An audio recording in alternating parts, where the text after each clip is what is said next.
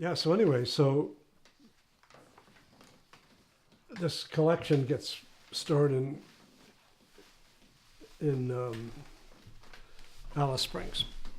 Meanwhile, because I met Barry Coulter negotiating this agreement, Barry Coulter thinks that I would be the right person to come back to Australia and work out local government for Aboriginal people in the Northern Territory, the whole territory. Because Aboriginal people don't have their own local government. They have our government imposed upon them, like our forms of government, and they don't understand them and they don't care. So this was, Barry Coulter was in the Country Liberal Party, which is to the right. Federal government was the Labour Party, which is to the left, and they don't get along.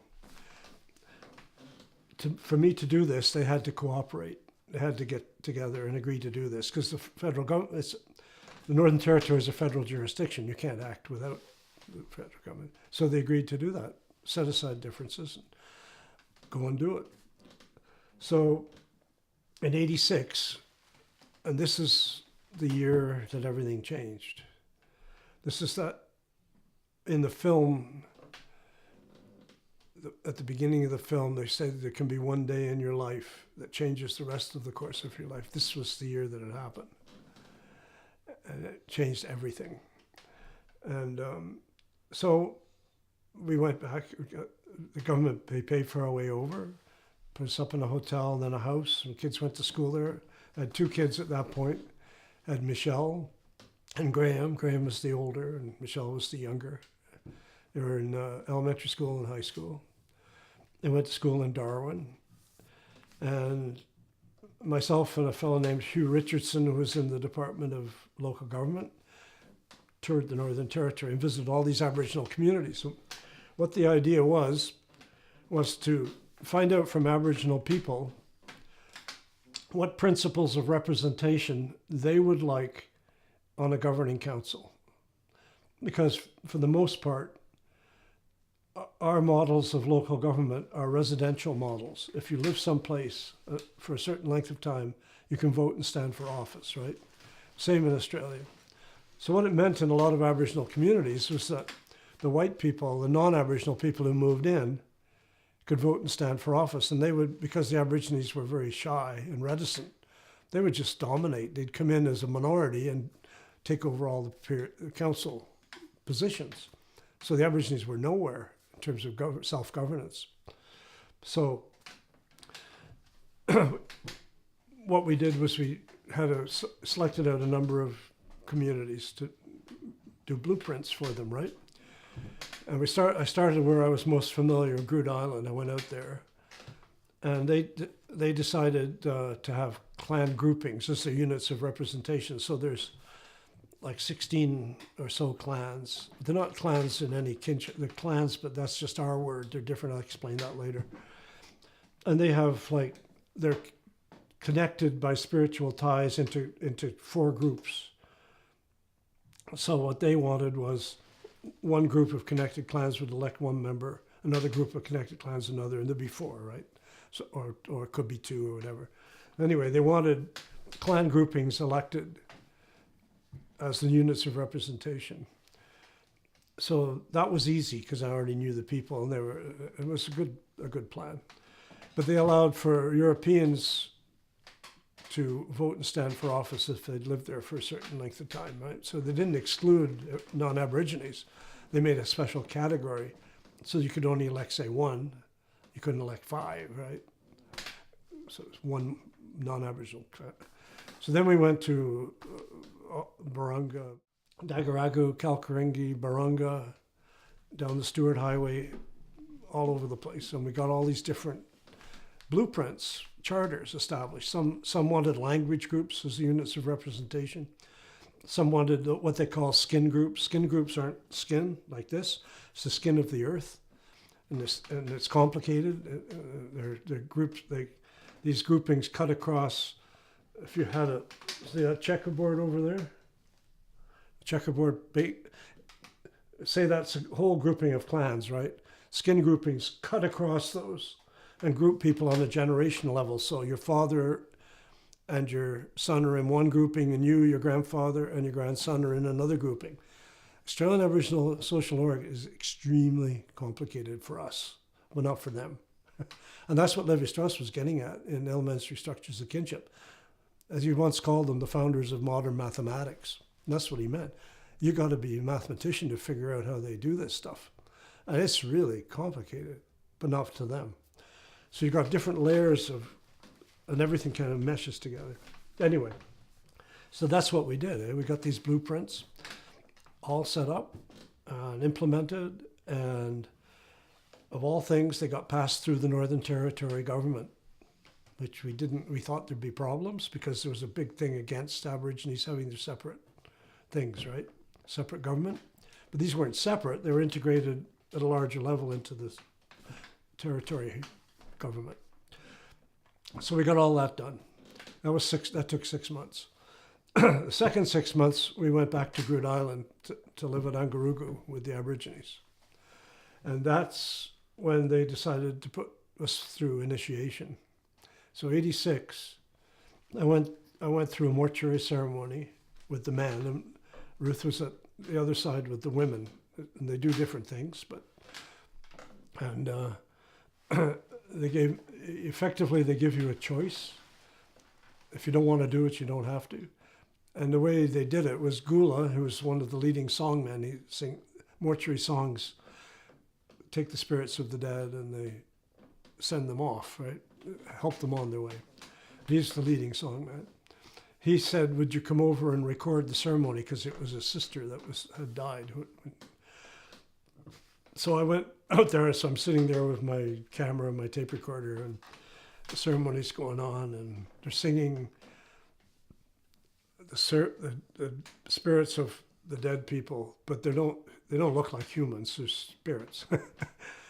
They're ephemeral, and they're singing them from the other side, and they're coming toward this side, like this, and we're all here sitting, right? They're coming like this, and they're singing them here. And the reason they're singing them here is to witness that we're doing the ceremony correctly.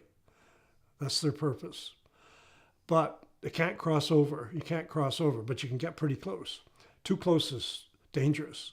Too close, and they can attract the spirits of living people across with them. And without your living spirit, you die. So you want to get them there and then get rid of them as fast as you can. They do that by lighting fires, lighting smoke, and the smoke carries them off. So it's a big traumatic crisis. They're coming, you're scared, but you're relieved that it's going to be over. And so Gula taps his talking sticks. The song gets right here. He shouts to the women across the way, Angwara, Angwarura, light the fires. They light the fires, the smoke, take him away. So, boom, they're gone, right? And then they paint up after that. They paint up the bodies of the close relatives of the person who died.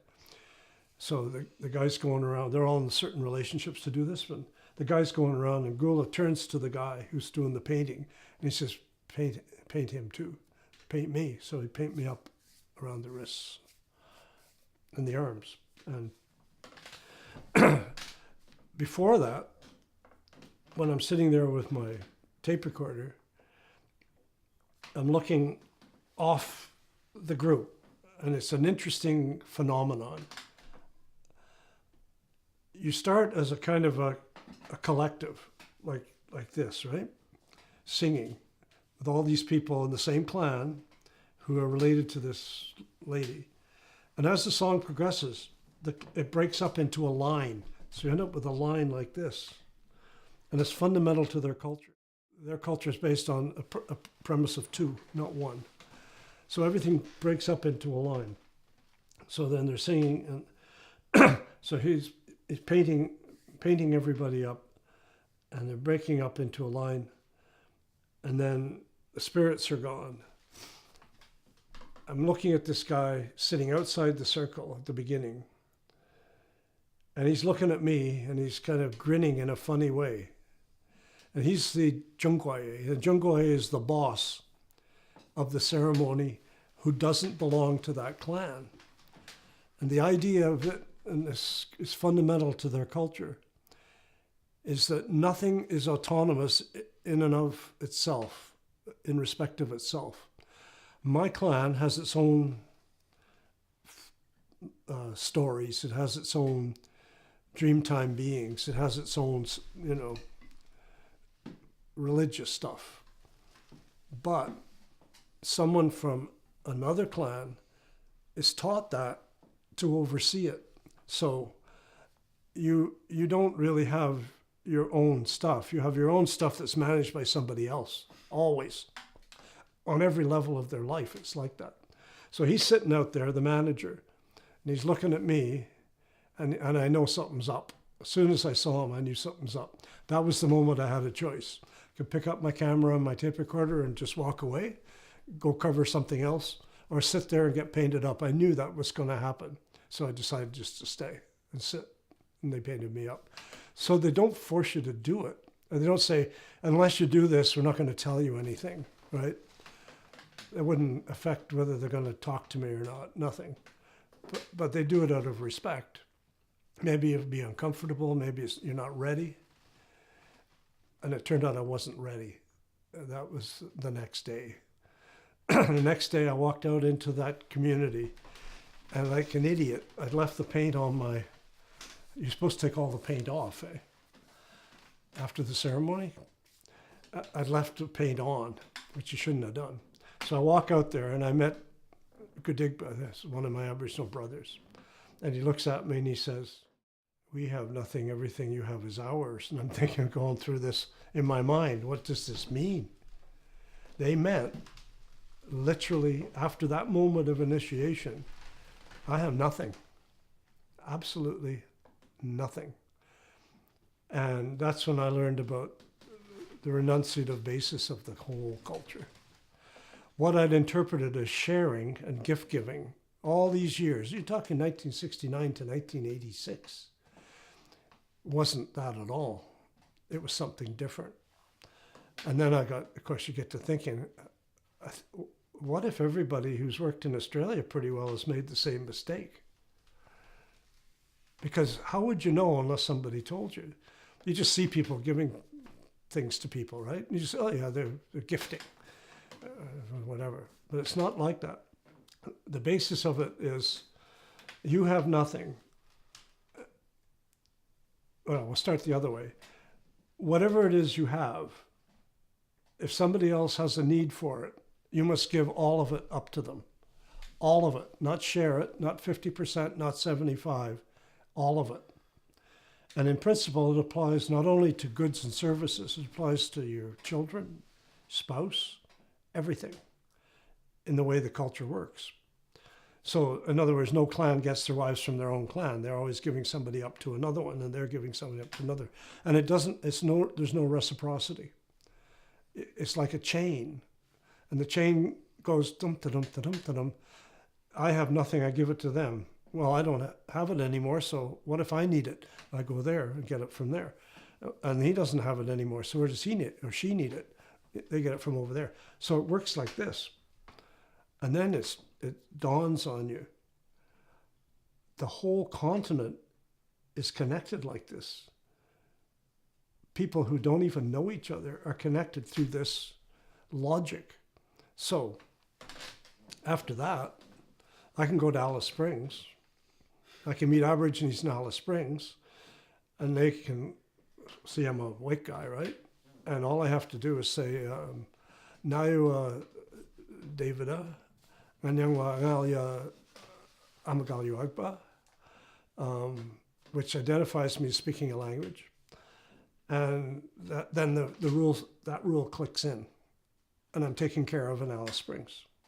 I can ask anybody for anything I need, and I'll get it. Now, you can't just want something and take it. You got to need it. So you need for food, obviously.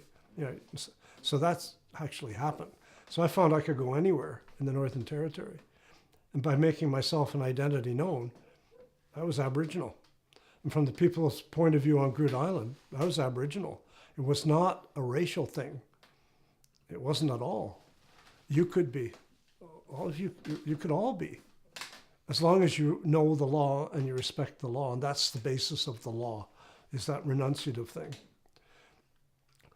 So that was a lesson learned, right? And they mean it. It's not fooling around. You give it up. If you have money in your pocket and somebody needs money, you got to give it. So I go over to Bickerton Island. Gula's out there. This is later on when I did the music, right? Haven't seen Gula in 2 years. I'm doing this music project. A little bush plane flies into this little island on a airstrip. I walk into the settlement, just a few little humpies. There's only about 100 people there. Gula's sitting there with his back to me. He doesn't see me coming. I get to about from here to, I don't know, probably the end of the house there. And I hear a voice saying, David, I don't have any money for food. I haven't seen a guy in 2 years. So I walk over to him and he said, yeah, the barge hasn't come in and I don't have any money for food for my family. So I take out my wallet. Where's my wallet? So I fumble around in my wallet. Well, I don't have anything in there, but so I have some change, right? So it'd be better if I had some bills. But anyway, so I fumble around in my wallet and I had a few bills, but and I say, well, let's see, I got $1.50 here, $1.25. How about I give you this, and then I keep, half of it for myself, right? So I just give him the money that I had, probably around $20, right? And I had 40. And then we walk over to there's a little store, a little shop that the barge comes in seasonally. So they run out this time of year, they have food. And then I'm walking over there and I break out into a sweat, cold sweat. And I realize I've committed just a huge faux pas. So I scramble back in my wallet and I take out the rest of the money I had and I give him the whole bit. And he smiles. He knew right off the bat I made a mistake and I corrected it. So you go into the store and he gets a bit of flour and a bit of sugar or whatever, right? We come out and he panics. And he looks at me and he says, did you bring any food over for yourself and Nancy, his daughter, who came with me? I said, no. He takes off. And 15 minutes later, he comes back with a package. And it's dugong meat. And he's been saving it, this prized food, dugong meat, and gives it to us for food. That's the way it works. And you don't mess up. And when they mess up, you're in big trouble in their culture. You can get speared for messing up, and people have been. Can you imagine what it's like? Understanding that in one instant, one day in your life, all of a sudden, that's it. You're bound by this forever now. It's a shock. You're so, oh geez, I'm an Aborigine now. Isn't this great? I'm all painted up and I'm initiated. Then holy shit. Is this really, this is the consequence. And you have to live by that. And it's tough. And it has another dimension to it too, which I found out much later on. So anyway, so we spent 6 months there catching up and, kind of getting fluent in the language again. And Gula would come with me and they had a shop there, a store, and we'd stand by the store and somebody would pass by and he'd say, what do you call her? And I'd say, what's her mother's clan or father's mother's clan? He'd tell me. I say, I call her Dada Jerka, or I call her, by term. I was getting all the relationships figured out again, right? In that, so he was really happy because I was catching up. What we didn't know was what was happening to my son at the time that we were there. The mining company was putting tailings from the manganese crusher on the roads. This is a heavy metal. This is manganese. And our kids are running around. Ian is 3 years old. And he's running around in this stuff, right?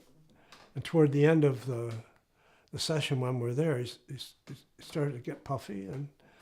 And we thought he had a virus. And in Australia, in the outback, if there's anything wrong with you at all, it's a virus. Because they don't know what it is, right?